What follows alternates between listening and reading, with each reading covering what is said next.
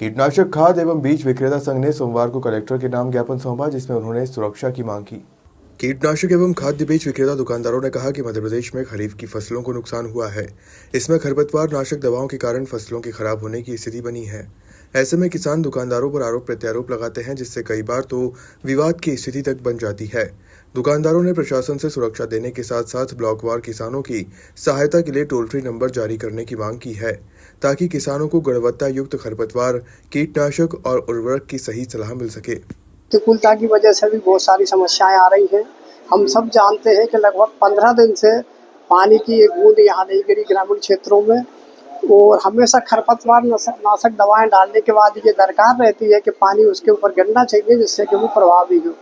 अगर पानी की मात्रा उसको नहीं मिलती तो दवा निष्प्रभावी हो जाती है, बल्कि दुष्प्रभावी हो जाती है और कई तरह की समस्याएं उत्पन्न करती है।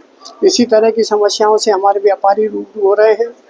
सारा का सारा मीटर उत्पादक कंपनियों का है, हम तो केवल विक्रेता बार हैं।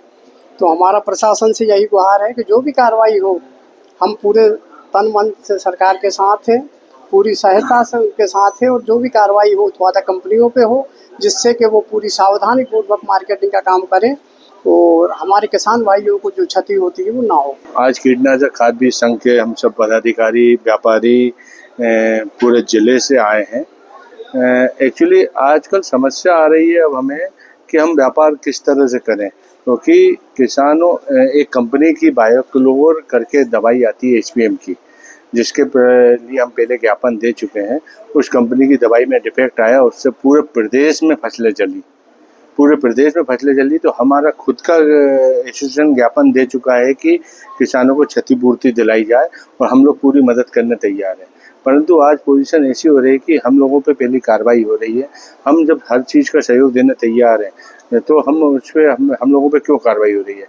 हम लोग हर तरह से सहयोग देने तैयार हैं प्रशासन को, और हम चाहते हैं किसानों को क्षतिपूर्ति दिलाई जाए।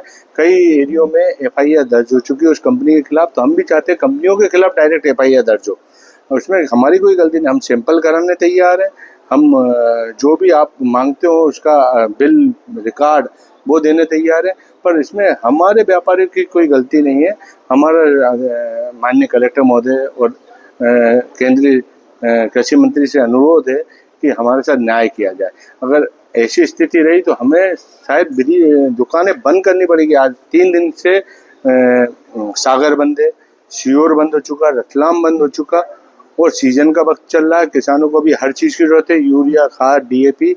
और हो सकता है अगर ऐसी परिस्थितियाँ रही तो हम मजबूरी में, हमारा ये नहीं है कि हम कोई परेशान करें किसी को, पर हम व्यापारी अगर प्रताड़ित होगा तो हमारे पास एक ही निर्णय रहेगा कि भैया दुकानें बंद कर दो। वो 450 व्यापारी हैं विदिशा शहर जिले में।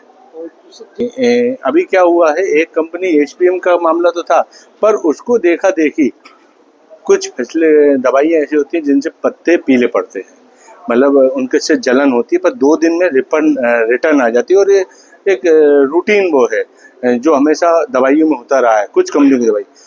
पर उससे कई किसानों के अगर फसलें हुई हैं तो वो भी शिकायतें करने लगा है, तो उससे हम लोगों के ऊपर, हमारे व्यापारी भाइयों के ऊपर दिक्कत आ गई है। अब हुई रतलाम और देवास में कंपनी के खिलाफ FIR हुई डायरेक्ट। विदिशा में अभी कंपनी के खिलाफ कोई FIR नहीं हुई। यहाँ व्यापारियों के ऊपर स्पष्टीकरण के नोटिस आए कि आप बताओ एक तरफा कार्रवाई आप पे क्यों ना की जाए। अरे हमारी बात हमने रख दी, आपके सामने स्पष्टीकरण दे दिया, तो एक तरफा कार्रवाई का तो वो बनता नहीं। और हमने आपको पहले एसोसिएशन की तरफ से ज्ञापन दिया है कि आप कंपनी पे कार्रवाई करो, हम बिल वगैरह सब देंगे। तो हालांकि कंपनी बहुत प्रतिष्ठित है, और जितनी कंपनियां सब प्रतिष्ठित है, कोई हल्की कंपनी का दवाई बेचता ही नहीं है। आज किसके पास आए हैं? आज माननीय कलेक्टर साहब के पास आए हैं, और हम उनसे अपना यही निवेदन करेंगे कि भाई न्याय किया जाए हमारे साथ। ब्यूरो रिपोर्ट, खबर मध्य प्रदेश।